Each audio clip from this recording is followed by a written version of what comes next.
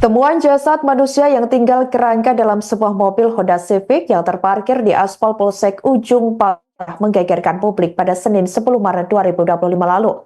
Kerangka manusia tersebut pertama kali ditemukan oleh petugas di Polsek Ujung Pangkah, Gresik, Jawa Timur, yakni Gita Nurani.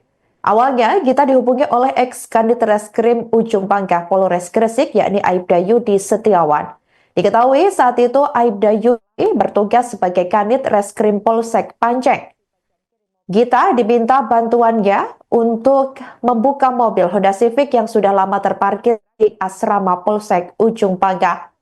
Informasi dari Yudi, kendaraan tersebut sudah lama mangkrak dan akan diambil ICU-nya oleh seseorang.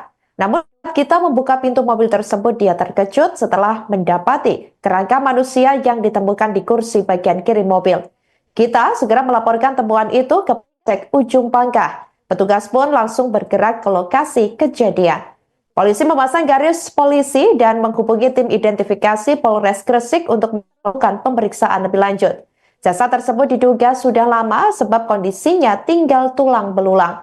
Kapolsek Ujung Pangkah Ibtu Suwito Saputro mengatakan selama ini kondisi mobil tertutup rapat sehingga tidak tercium bau apapun dari sekitar lokasi. Identitas lengkap korban saat ini juga belum diketahui karena masih dilakukan proses pemeriksaan lebih lanjut. Pihak kepolisian terus melakukan penyelidikan untuk mengungkap lebih jauh mengenai asal-usul kerangka itu. Selain tulang belulang manusia, di dalam mobil juga ditemukan sebuah sarung yang berada di bawah kursi sebelah kiri.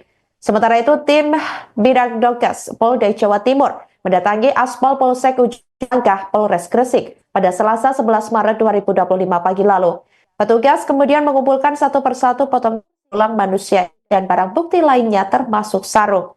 Polisi hingga kini masih mendalami identitas tersebut dan menunggu hasil pemeriksaan tim Bidokes Polda Jawa Timur lebih lanjut. Download Tribun X sekarang, menghadirkan lokal menjadi Indonesia.